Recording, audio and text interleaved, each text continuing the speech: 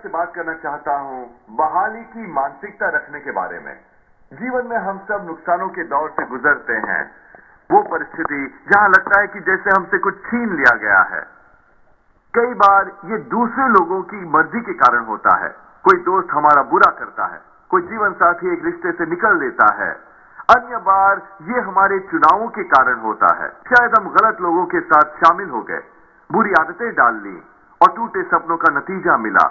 और हम वो आवाज सुनते हैं जो हमें बार बार बताती है, ये तुम्हारी गलती है, तुमने कबाड़ा कर दिया, बुरा हुआ, ये तो ऐसा ही लगता है जैसे यही होगा। बहुत से लोग पछतावे में जी रहे हैं, ये सोचते हुए कि उन्होंने क्या किया होता। यदि मैंने अपने बच्चों के साथ और ज्यादा समय बिताया होता, काश मैं अनुशासित होती और उन लोगों के साथ न घूमती, या यदि मैं उस स्कूल में रही होती तो आज मैं कहां पहुंची होती। वो ये नहीं जान पाते कि ये हारी हुई मानसिकता उन्हें परमेश्वर के सर्वोत्तम से दूर रख रही है। फिर अन्य दौर होते हैं जब ये किसी और की गलती नहीं होती है, ये आपकी अपनी गलती नहीं होती, ये बस जीवन है। आप एक अच्छे इंसान हैं, आप परमेश्वर को आदर दे रहे हैं और एकदम अचानक आपको बीमारी का सामना करना पड़ता है, आपको चौंका देती है, आपका स्वास्थ्य गिर गया है। या शायद आप हर दिन सर्वोत्तम निभा रहे हैं, आप अपना सब कुछ इसे दे रहे हैं, पर बिजनेस धीमी पड़ने लगती है। किसी समय आपके पास काफी से ज्यादा था, अब आप गुजारा करने को संघर्ष कर रहे हैं। जब हमें नुकसान होता है तो बहुत आसान होता है हौसला खो देना, वहीं सेटल हो जाना जहां हम हैं और किसी बेहतरी की उम्मीद न करना। पर अच्छी खबर यह है कि हमारा परमेश्वर बहाली का परमेश्वर है। उन्होंने कभी यह नहीं कहा कि हम पर नाइंसाफी के हालात नहीं आएंगे। उन्होंने कभी वादा नहीं किया कि हम किसी को नहीं खोएंगे। और उन्होंने ये वादा किया कि यदि हम विश्वास में बने रहे, वो हमारे लिए वो सब बहाल कर देंगे जो चुराया गया है। जब परमेश्वर बहाल करते हैं, वो आपको उसी रूप में ही बाहर नहीं लाते, वो आपके दुश्मन को दंडित करेंगे आपको तकलीफ देने के लिए। परमेश्वर इतने दयावान हैं, चाहे वो आपकी गलती हो, चाहे किसी और की गलती हो, या बस ये जीवन हो। वो कहते हैं वो आपको उसी रूप में ही बाहर नहीं लाएंगे, वो आपको पहले से बेहतर रूप में बाहर लाएंगे। उसे अपनी आत्मा में उतार लें। आपने शायद गलतियां की हों, आपने खुद स्वयं को मुसीबत में डाला हो, पर परमेश्वर का अनुग्रह आपकी की हुई किसी भी गलती से कहीं ज्यादा बड़ा है। वहीं पर बैठ न जाएं, बहाली की मानसिकता अपनाएं। परमेश्वर न केवल आपको बाहर लाएंगे, वो आपको बेहतर रूप में बाहर लाएंगे। शास्त्र वचन में यदि कोई एक बैल चुरा लेता, उसे उस व्यक्ति को वापस हर्जाना देना पड़ता 5 बैल देकर। यदि वो एक भेड़ चुराते, उन्हें हर्जाना भरना पड़ता 4 भेड़ें देकर। किसी और जगह उन्हें 7 गुना हर्जाना देना पड़ता। यशायाह में परमेश्वर ने कहा है, वो हमारे अन्याय के बदले हमें दुगना हर्जाना देंगे। गौर करें इस सिद्धांत पर, परमेश्वर कभी हमें उसी रूप में बाहर नहीं लाते। यदि हम कहें हम इस पुरानी कार को बहाल करने वाले हैं, इसका मतलब है कि हम उसे मूल रूप में वापस लाने वाले हैं। वो वैसी लगेगी जैसी वो लगती थी जब वो बिल्कुल नई थी। पर परमेश्वर इस तरह बहाली को परिभाषित नहीं करते हैं। उनकी बहाली की धारणा है वृद्धि करना, सुधारना, उन्नति देना, बेहतर बनाना। अब आपने शायद बहुत कुछ बर्दाश्त किया हो, किसी ने आपके साथ बुरा किया, या शायद ये आपकी गलती थी, आपने गलत चुनाव किए। शत्रु को बहुत पसंद आएगा कि आप अपनी पूरी जिंदगी बैठे रहें और उसके झूठों को सुनते रहें। ये कभी बदलने वाला नहीं, ये इसी तरह बना रहेगा। ये आपकी गलती है, बस वहीं जमे रहो। इस शंका को झाड़ दो, उस आत्मदया को झाड़ दो। शायद आपको नुकसान झेलना पड़ा हो, पर आपका रवैया होना चाहिए, मैं जानता हूं मेरा परमेश्वर बहाली का परमेश्वर है। मैं बाहर आ रहा हूं ज्यादा सशक्त, ज्यादा उन्नत और ज्यादा बढ़ा हुआ, उससे कहीं बेहतर जो मैं पहले था। यदि आप देखना चाहते हैं कि परमेश्वर आपको बहाल करे, तो आपको ये बहाली की मानसिकता रखनी होगी। इसका मतलब है कि आप बैठे नहीं रहेंगे अपने जख्मों पर मरहम लगाते हुए, ये सोचते हुए कि आपने क्या खोया है, आपको कितनी खराब देख मिली है। नहीं, आपके चेहरे पर मुस्कान है, कदमों में जोश है, आप विश्वास में हालात बदलने की अपेक्षा रखते हैं। किसी ने शायद आपसे बुरा किया हो, रिश्ता त्याग कर चला गया हो, पर आप किसी बेहतर को मिलने की अपेक्षा कर रहे हैं। वो कर्ज शायद पास न हुआ हो, नए घर के लिए योग्य न हो, पर आप अपेक्षा कर रहे हैं एक नया दरवाजा खुलने का। मेडिकल रिपोर्ट अच्छी न लगती हो, पर आपके पास एक और रिपोर्ट है, आप ठीक होने की अपेक्षा कर रहे हैं। आप अपने बच्चे के सुधरने की अपेक्षा कर रहे हैं, आप अपेक्षा कर रहे हैं आशीष पाने का, एक समृद्ध वर्ष का। हर चीज जो आपने गंवाई है, हर वो व्यक्ति जिसने आपसे बुरा किया है, हर जाति वाली परिस्थिति, हर बीमारी जो आपको बर्दाश्त करनी पड़ी, परमेश्वर कह रहे हैं वो अंत नहीं है, ये अभी खत्म नहीं हुआ। मेरे पास अभी भी तुम्हारे भविष्य के लिए कुछ कमाल का है। यदि आपका सही रवैया हो, परमेश्वर उस नुकसान को लेंगे और आपको उन्नति देने के लिए उसका इस्तेमाल करेंगे। परमेश्वर उसका इस्तेमाल करेंगे जिसने आपके साथ बुरा किया, आपको ऊपर ले जाने के लिए। परमेश्वर उन गलतियों को भी इस्तेमाल कर सकते हैं जो आपने की, आप खुद पर मुसीबत लाए, पर परमेश्वर इतने कृपालु हैं, वो शत्रु से हर जाना भरवाएंगे, उस गलती का इस्तेमाल करेंगे आपको ऊपर उठाने में। इसके बगैर आप ये न कर पाते। अब आप अपनी भूमिका अच्छी तरह से निभाएं, अपनी सब निराशाओं को बार बार जीना छोड़ दें, ये बताना छोड़ दें कि कैसे ये कभी कारगर नहीं होगा और कैसे तुम वहीं सेटल हो जाओ जहां तुम हो। नहीं, इसे झाड़ फेंकिए और ये बहाली की मानसिकता अपनाएं। मैं इस दंपति को जानता हूं, वो बहुत ही सुखी जीवन जी रहे थे, बहुत सफल, हर बात बढ़िया चल रही थी। फिर एक घोर तूफान टकराया, बिजनेस नीचे चली गई, उस महिला को स्वास्थ्य विकारों का सामना करना पड़ा, उनके संबंधियों में से एक की मृत्यु हो गई, एक के बाद एक बुरी बात। संक्षिप्त में कहें तो अंत में उन्हें अपना घर भी गंवाना पड़ा। ये एक फोरक्लोज्ड लोन रहा और वो इतने हतोत्साहित हो गए कि उन्हें अपने कुछ दोस्तों के साथ रहना पड़ा। उस महिला को कई हफ्तों तक हॉस्पिटल में रहना पड़ा। उससे कहा, जोएल, वो कहते हैं सुरंग के दूसरी ओर रोशनी होती है, पर हमें तो सुरंग भी दिखाई नहीं दे रही, मैं नजर नहीं आता कि ये कैसे सुधर पाएगा। मैंने उनसे कहा, जो मैं आपसे कह रहा हूं, हमारा परमेश्वर बहाली का परमेश्वर है। आप जिसका भी सामना कर रहे हैं वो उनके लिए अचंभा नहीं, उनके पास हल था इससे पहले कि आपको समस्या आई। वो आपको बेहतर रूप में बाहर लाना चाहते हैं। वो खुश होते उसी रूप में बाहर आने पर जैसे वो पहले थे, कि उनकी सेहत वापस मिल जाती, रहने को जगह होती, पैसा होता अपने बिल के भुगतान करने को। मैंने कहा, ये बढ़िया है, पर इस तरह परमेश्वर काम नहीं करते। वो आपको इसी रूप में बाहर नहीं लाते, वो आपको ओरिजिनल कंडीशन में बहाल नहीं करते, वो आपको बेहतर रूप में बाहर लाते हैं। पहले तो वो सचमुच उसे ग्रहण नहीं कर सके। शास्त्र वचन में लिखा है कि लोग इतने निरुत्साहित हो गए थे कि विश्वास न कर सके।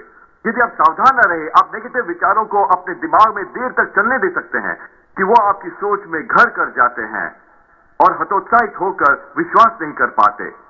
एक बात मैं बता दूं कि परमेश्वर आपको आपकी आत्मा में बेहतर रूप में बाहर लाना चाहते हैं, या नीचे कोई चीज जागृत हो जाती है, कोई चीज जो कहती है, हाँ ये मेरे लिए है, मैंने अपने अच्छे दिन नहीं देखे हैं, परमेश्वर के पास मेरे लिए बढ़िया भविष्य है। आपकी आत्मा इसे ग्रहण करेगी, वहीं परमेश्वर रहते हैं। पर कई बार हमारा मन हमें बातों से वर्गला देता है, ये आज तुम्हारे लिए नहीं है, तुम्हें कभी अच्छी ब्रेक नहीं मिलेंगी, तुम कभी स्वस्थ नहीं होगे, तुम कभी सफल नहीं होगे। खुद पर एक एहसान करो, कम से कम टेम्परेरीली अपने मन को स्विच ऑफ कर दो और उस ओर मुड़ो जो परमेश्वर कह रहे हैं।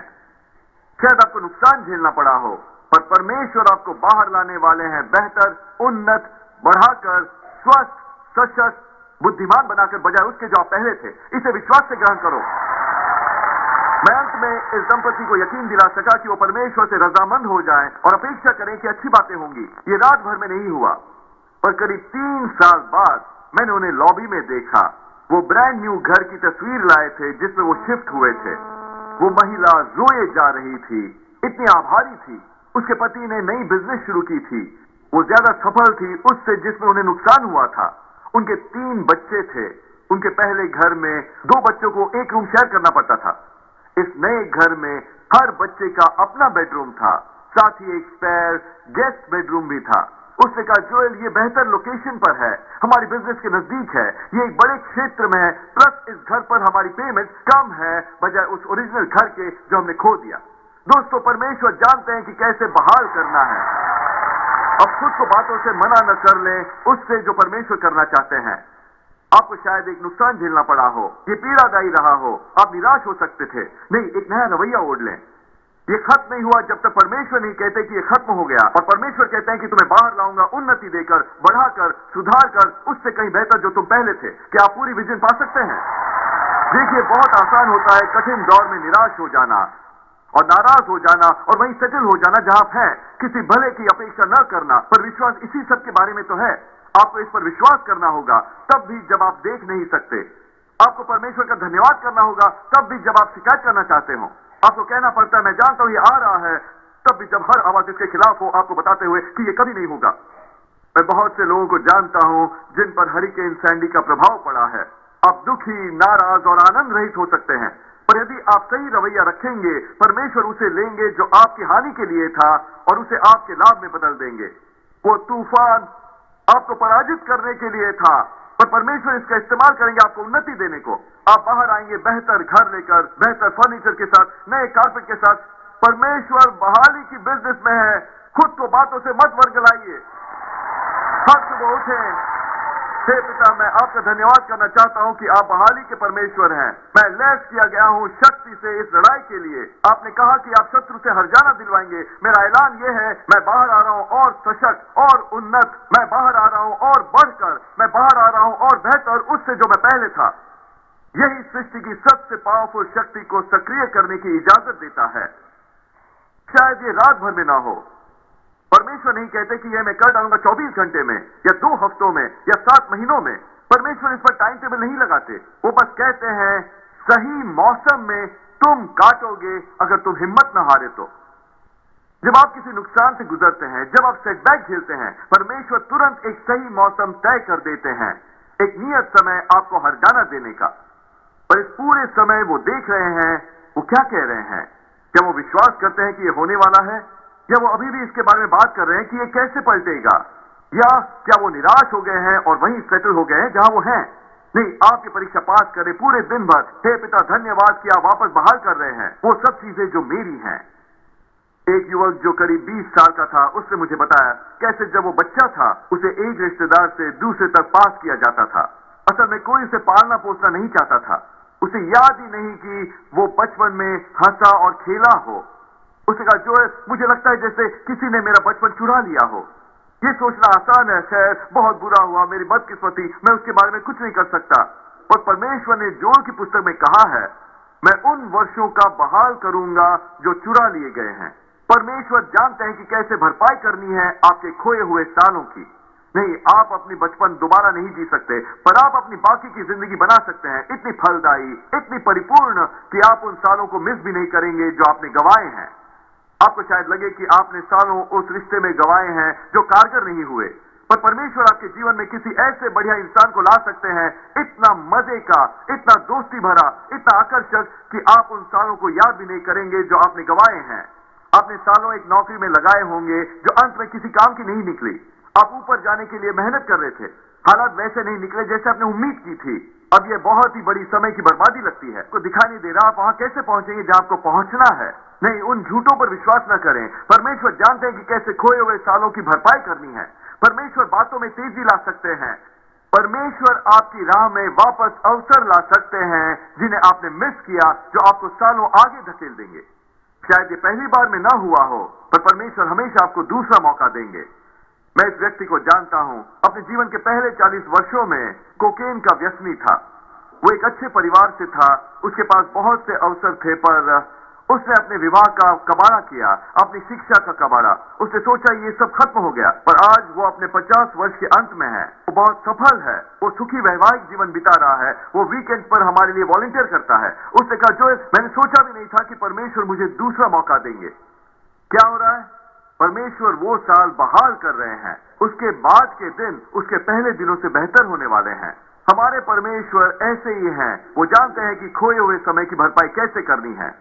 यहां ये कमाल की बात है, तब भी जब ये आपकी गलती हो, परमेश्वर इतने कृपालु हैं कि वो फिर भी आपको दूसरा मौका देते हैं। आप चिंता करना क्यों नहीं छोड़ देते कि आपने क्या खोया है और कैसे आप वहां नहीं है जहां आपको होना चाहिए, और कहें, प्रभु, मेरा विश्वास है कि आप उन सालों को बहाल कर सकते हैं जो मैंने गंवाए हैं, जबकि मैं जानता हूं ये मेरी गलती थी। इसमें बहुत ही निर्भीकता की जरूरत होती है। शत्रु आपके दिमाग को बम्बार्ड कर देगा ये कहकर, तुम पाखंडी हो, तुम किसी भलाई की उम्मीद नहीं कर सकते, तुम्हें बाहर होना चाहिए था पढ़ाई करते हुए, तुम्हें और अनुशासित होना चाहिए था। नहीं, अनुग्रह इसी के विषय में तो है। आप इसके काबिल नहीं। आप अपराध बोध में और दंडित जी सकते हैं। जब आप इसे झाड़ देते हैं और कहते हैं, प्रभु, मैं निडरता से आपके सिंहासन के पास आ रहा हूं, इसलिए नहीं कि मैं परफेक्ट हूं, क्योंकि आपके पुत्र ने मुझे कामयाब बनाया है। प्रभु, मैं आपसे मांग रहा हूं कि आप समय को मोड़ दें और आप मुझे वो हर मौका दें जो मैंने खोया है। देखिए, परमेश्वर प्रभावित नहीं होते जब हम में वो कमजोर, अयोग्यता, बेचारगी की मानसिकता होती है। मैं किसी भलाई के काबिल नहीं, मैंने बहुत ही गलतियां की हैं। नहीं, परमेश्वर बहाल करना चाहते हैं। वो दया से भरे हैं, पर आपको सही रवैया अपनाना होगा। और आप में से कुछ ने अपने सपनों को त्याग दिया है, ये सोचते हुए कि जो साल आपने अपने पहले विवाह में बर्बाद किए हैं, कैसे आपने काफी समय नहीं बिताया अपने बच्चों के साथ, कैसे किसी ने आपको ठेस पहुंचाई। नहीं, खुद को दोष देना बंद करें, दूसरों को दोष देना। परमेश्वर अभी भी आपको वहां ले जा सकते हैं जहां आपको होना चाहिए। वो जानते हैं कि कैसे सालों को बहाल करना है। हमारी बेटी अलेक्जेंड्रा 2 महीने की थी जब मेरे पिता प्रभु के पास चले गए। उस दौर में डैड डायलिसिस पर थे और मैं उन्हें क्लिनिक ले जाया करता था और उन्हें वापस लाया करता था। ये बहुत ही बिजी समय था। फिर 2 महीने बाद डैडी की मृत्यु हो गई। हमारी पूरी दुनिया ही बदल गई। हम इस नई स्थिति में धकेल दिए गए। मैं अपनी पूरी कोशिश कर रहा था बस अपने काम को पूरा करने के लिए। मुझे सचमुच याद नहीं अलेक्जेंडर के जीवन के पहले कुछ वर्ष इतनी अच्छी तरह से। हम ऐसे बदलाव के दौर में थे। मैं सीख रहा था कि प्रभु सेवा कैसे करनी है। एक दिन हम उसके बचपन की तस्वीरें देख रहे थे और मैंने महसूस किया कि मुझे वही यादें याद नहीं उसके जीवन के पहले कुछ वर्षों का, जैसे मुझे जॉनथन की याद है। बस दबी सांसों में तकरीबन सहानुभूति पूर्वक मैंने कहा, प्रभु मैं आपसे मांग रहा हूं कि आप उन वर्षों को बहाल करें जो मैंने गंवाए हैं। मैं इतना व्यस्त था और दूसरी बातों में ही पूर्वमग्न था। उस समय अलेक्जेंड्रा 6 साल की थी और ऐसा लगा जैसे उस समय के बाद से वो बस यही चाहती थी कि मेरे साथ रहे अपने पिता के। वो चाहती थी कि वो बैकयार्ड में जाए और मैं उसे खेलता हुआ देखूं, काठी घुमाते हुए, या इसके कि वो अपनी सहेलियों के साथ खेलें। कई बार मुझे इससे छुट्टी की जरूरत होती। मैं कहता, अलेक्जेंड्रा क्या तुम श्योर हो तुम अपने कजिन के साथ खेलना चाहती हो कि नहीं? तुम श्योर हो तुम अपनी दोस्तों को बुलाना नहीं चाहती? वो कहती, नहीं डैडी मैं बस आपके साथ रहना चाहती हूँ। अब वो 14 साल की हो गई है। हम अभी भी पक्के दोस्त हैं। वो दिन के दौरान घर पर आती है और मेरे गिर्द बाहें डाल देती है। हम हंसते हैं, बातें करते हैं, काफी मजा करते हैं। वो विक्टोरिया की तरह मुझसे अपने हाथ दूर नहीं रख सकती। पर आपको पता है ये क्या है? ये विशफुल थिंकिंग है। जो असल में क्या है वो है परमेश्वर वो साल बहाल करते हुए। वो परमेश्वर है समय लौटाते हुए। आप क्यों नहीं परमेश्वर से मांगते कि वो कोई अवसर बहाल करें जो आपने गंवा दिया था? आप उनसे किसी संबंध को बहाल करने को क्यों नहीं कहते जो वैसे नहीं जैसे होना चाहिए था? परमेश्वर जानते हैं कि वर्ष कैसे बहाल करते हैं। 2 राजाओं अध्याय 8 वहां एक कहानी है एलीशा के बारे में। ये औरत उसकी अच्छी दोस्त थी और उसका पुत्र मर गया और एलीशा ने आकर उसके लिए प्रार्थना की और वो लड़का वापस जिंदा हो गया। बाद में वहां देश में बहुत बड़ा अकाल पड़ा था। एलीशा ने इस औरत से कहा कि उसे किसी और शहर में जाना होगा क्योंकि यहां भोजन की कमी होने वाली है। तो फिर वो वहां से चली गई और फिलिस्ती देश में चली गई। 7 साल बाद जब अकाल खत्म हो गया वो इतनी उत्साहित थी वापस आने के बारे में, और जब वो वहां आई उसे पता चला कि कोई और उसके घर में रह रहा है, उसके खेत जोत रहा है, उसकी जमीन जायदाद पर पैसे बना रहा है। वो विश्वास न कर सकी। उसे कहा, तुम यहाँ क्या कर रहे हो? ये मेरा घर है, ये जगह मैंने बनाई है। वो हिले नहीं, वो वहां से जा ही नहीं रहे थे। उसे पता नहीं था कि वो क्या करे। उसने राजा से मिलने का फैसला किया। अब वो राजा परमेश्वरीय व्यक्ति नहीं था, उसका उसके साथ कोई संबंध भी नहीं था, उसे पता भी नहीं था कि वो उससे मिलेगा भी या नहीं। पर जब वो वहां पहुंची तो हुआ कुछ यूं कि गहेजी जो एलीशा का सहायक हुआ करता था वो वहां आया हुआ था राजा से मिलने। राजा बहुत उत्सुक था नबी एलीशा के बारे में। उसने गहेजी से कहा कि वो उन्हें कोई कहानी सुनाए उन चमत्कारों के बारे में जो एलीशा ने किए थे। गहेजी ने कहानी सुनानी शुरू की उस नन्हे बालक के बारे में जो मर गया था और कैसे एलीशा ने प्रार्थना की और वो वापस जीवित हो गया। जब वो ये बता रहा था बिल्कुल सही क्यू पर ये औरत कमरे में दाखिल होती है। गहेजी हैरान रह गया। उसने कहा, हे राजा, ये वही औरत है जिसके बारे में मैं बात कर रहा था। ये उसका पुत्र था जो वापस जीवित हुआ था। राजा ने कहा, क्या ये सच है? उसने कहा, बिल्कुल सच। राजा इतना प्रभावित हुआ न केवल उस चमत्कार द्वारा पर इस तथ्य से कि वो औरत वहां बिन बुलाए आ गई थी बिल्कुल क्यू पर। उसने उस महिला से कहा, मोहतरमा मैं आपके लिए क्या कर सकता हूं? उसने अपनी परिस्थिति सुनाई और ये कि कैसे वो 7 साल के लिए चली गई थी, अब वो वापस घर लौटी लेकिन कोई और रह रहा है। उस राजा ने कहा, कोई समस्या नहीं, मैं उसे संभाल लूंगा। उसने निर्देश दिए कि इस बात को पक्का कर ले कि उसे न केवल अपना घर वापस मिले पर यह देखना कि उसे हर उस फसल का पैसा मिले जो काटी गई थी जब वो यहां नहीं थी, जो उसने खोया था 7 साल बाहर रहने पर। जो कुछ भी उसने खोया था जब वो बाहर थी उसे एक दिन में लौटा दिया गया। वो परमेश्वर थे साल बहाल करते हुए, उसे वापस लौटाते हुए जो उसका होता। बाप में से कुछ के लिए पे बैक ड्यू है। आपने कुछ अच्छी चीजें खो दी हैं। अच्छी खबर यह है कि अभी उन पर आपका नाम लिखा है, आपकी सेहत, आपके सपने, आपका पैसा, आपके संबंध।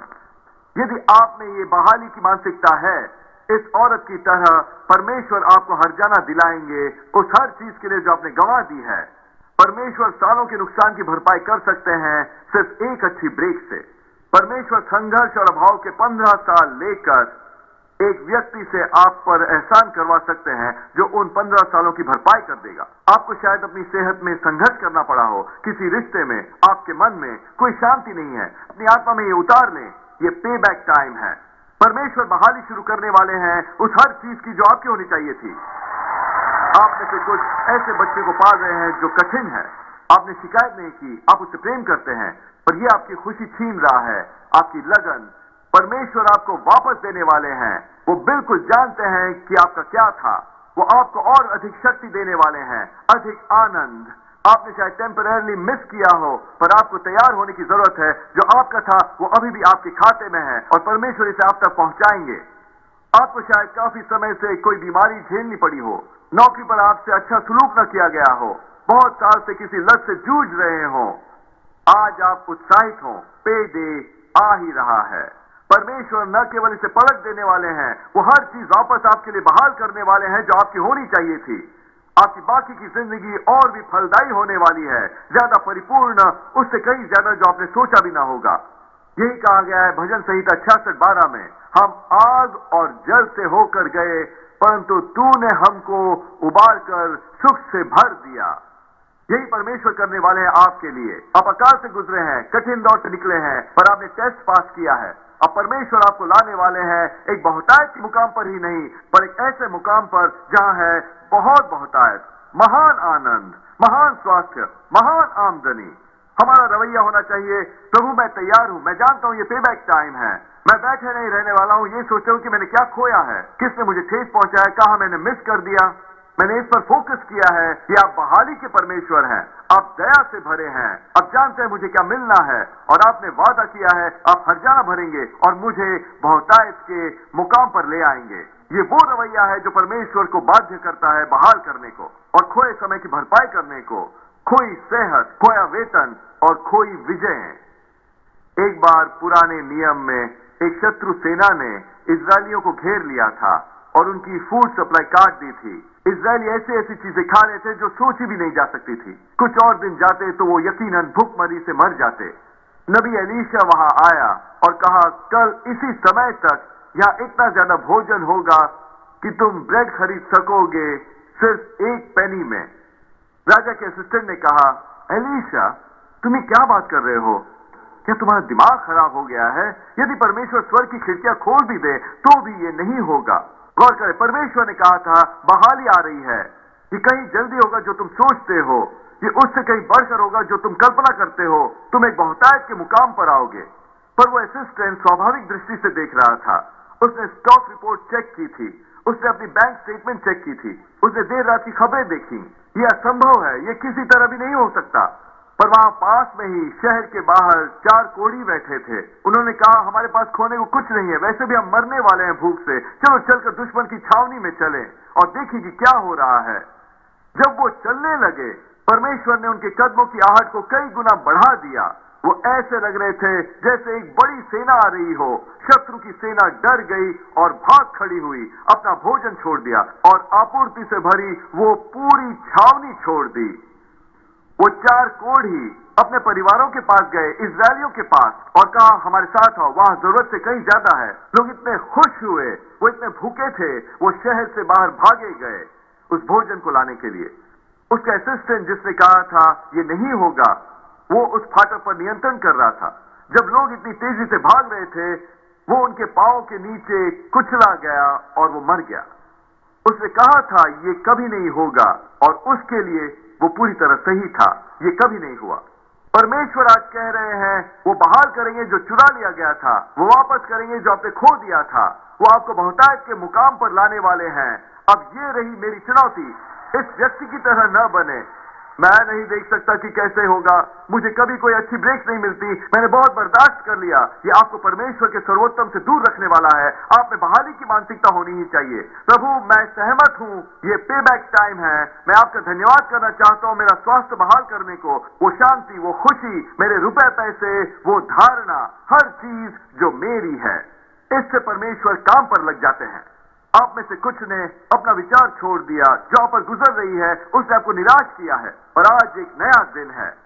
विश्वास बढ़ रहा है, घर तोड़ दिए जा रहे हैं, अनुग्रह आ रहा है, क्योंकि आपकी बहाली की मानसिकता है। परमेश्वर न केवल वो बहाल करेंगे जो चुरा लिया गया है, पर मैं विश्वास और ऐलान करता हूं कि आप बाहर आएंगे और सशक्त, उन्नत, बड़े हुए, सेहतमंद, बुद्धिमान। आप एक बहुतायत के मुकाम पर आ रहे हैं यीशु के नाम पर। यदि आपने ग्रहण किया तो कहिए आमीन। हम अपना प्रसारण खत्म नहीं करना चाहते, आपको यह अवसर दिए बिना कि यीशु को अपने जीवन का प्रभु बनाएं। मेरे साथ प्रार्थना करेंगे। प्रभु यीशु, मैं अपने पापों का पश्चाताप करता हूं, मेरे हृदय में आइए। मैं आपको अपना प्रभु और उद्धारकर्ता बनाता हूं। ये साधारण सी प्रार्थना करके आप नए सिरे से जन्म ले चुके एक बाइबल आधारित चर्च में आइए। परमेश्वर को पहला स्थान दीजिए, वो आपको कमाल की जगहों पर पहुंचाएंगे।